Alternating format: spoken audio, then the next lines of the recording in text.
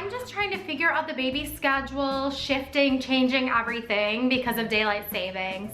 Oh yes, daylight savings is coming up very soon. It is in just a few days now, and I'm just not even sure. Are we gaining an hour? Are we losing an hour? What is going on? Yeah, it's super confusing, but if I take it slowly, then hopefully it won't be a huge, terrible thing. Every parent has a different philosophy on how they want to handle daylight savings time, but I am going to break down every option that you have. So let's just jump right into it. Hey guys, I'm Missy, your favorite pediatric sleep consultant and potty training coach. I've helped hundreds of families through their sleep and potty training struggles, and now I'm here today to share my top tips with you. Be sure to subscribe to my channel so that you don't miss a single video. So as I said before, parents are going to have a different strategy for daylight savings time, but there are really only 3 schools of thought here. Option 1, you prepare ahead of time. If you are a type A kind of parent and you want to have full control over your child's schedule, then this is a great option for you. Option number 2 is to play catch up. So in this option, what a parent would typically do is nothing up until the time change, and then once the time change happens, then they let their child's body catch up with it. Or option number 3 is to do absolutely nothing.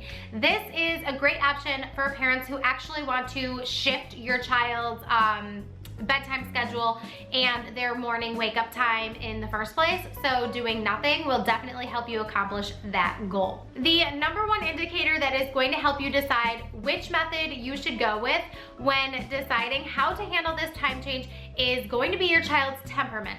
An easygoing child will be better off with option 2 or 3, so either playing catch up or doing nothing. But a more fussy and resistant to change child, you're going to want to plan ahead. You're probably wondering why I'm telling you to plan ahead, and the main reason why you should plan ahead is because if you don't, you may be dealing with some early morning wakings, some bedtime battles, and some middle of the night wake ups that you may not have been dealing with before.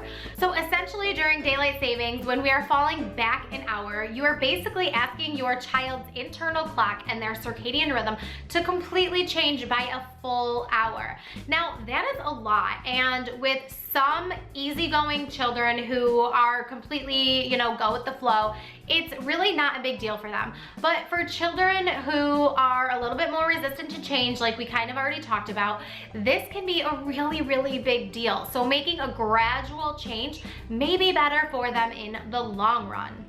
If your child is extremely tired and you know that it is just going to be a battle if you try and put them to bed later and later every couple of nights, then just let your baby take the lead and go with the flow with what your baby can handle. If you need to take this transition slower, that's totally fine. And if your baby is doing a great job and you want to make it a little bit faster, then go for it. But let's say, for example, that you wanted to go with option 1 and you wanted to plan ahead for this change.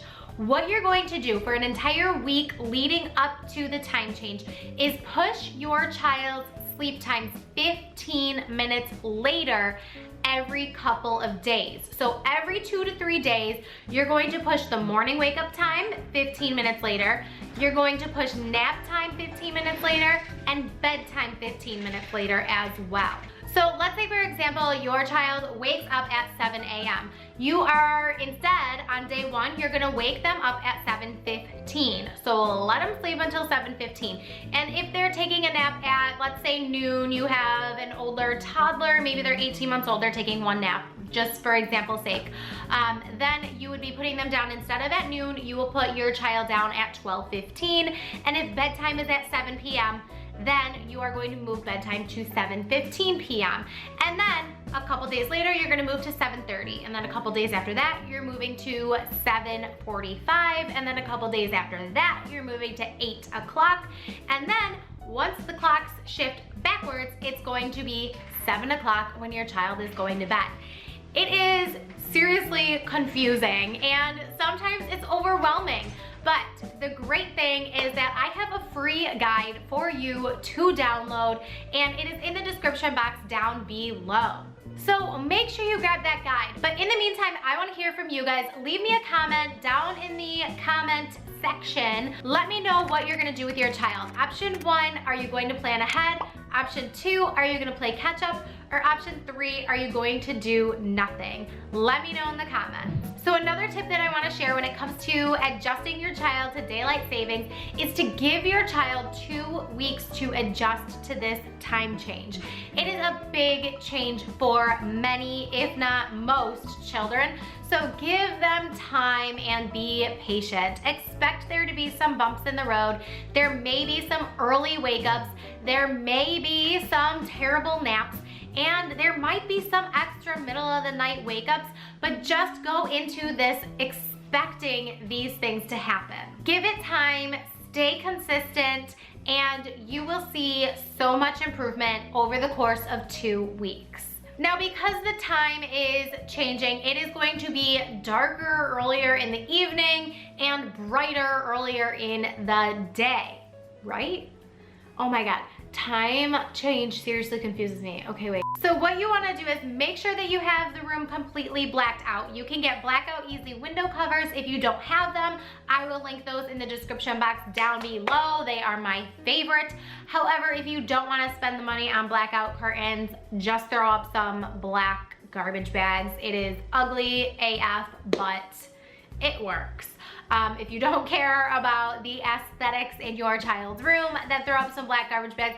But I always recommend the blackout easy window covers. That is what we use in my kids' rooms, and they actually love them. And you also want to make sure that you have white noise in your child's room. Keeping these things consistent for your child is going to continuously send the message that it is bedtime and they need to go to bed and stay in bed until it's time to wake up. If by any chance you start dealing with some early morning wakings and your desired wake up time is 7 a.m., keep your child in the crib until 7 a.m.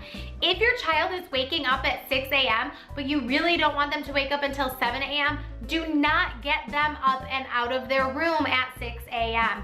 You need to leave them be in their crib, let them stay quietly in their crib, and do not take them out of the crib until 7 a.m.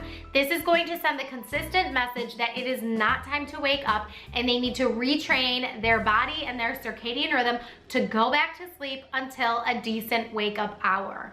I cannot stress this enough, because the more that you get them out of bed when it's too early and just go on with your day, the more you're actually reinforcing that it's okay to wake up that early.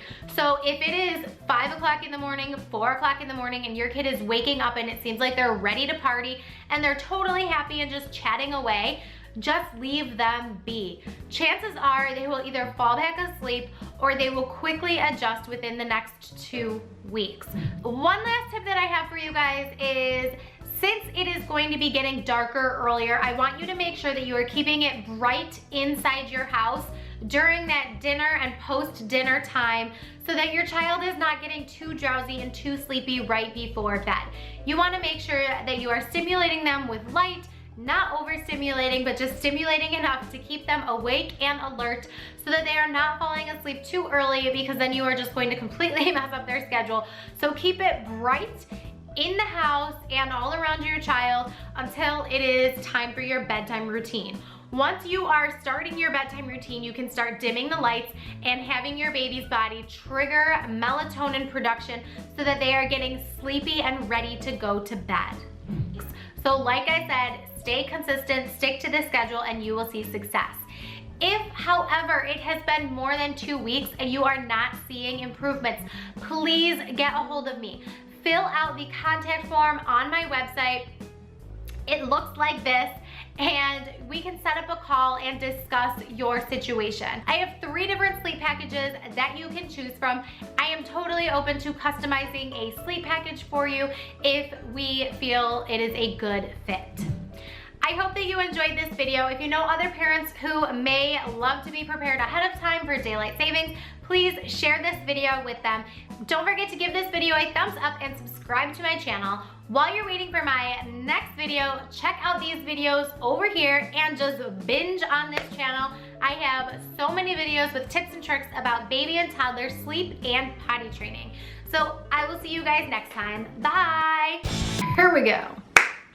Let's get one. You prepare. Oh my God. Okay, Google.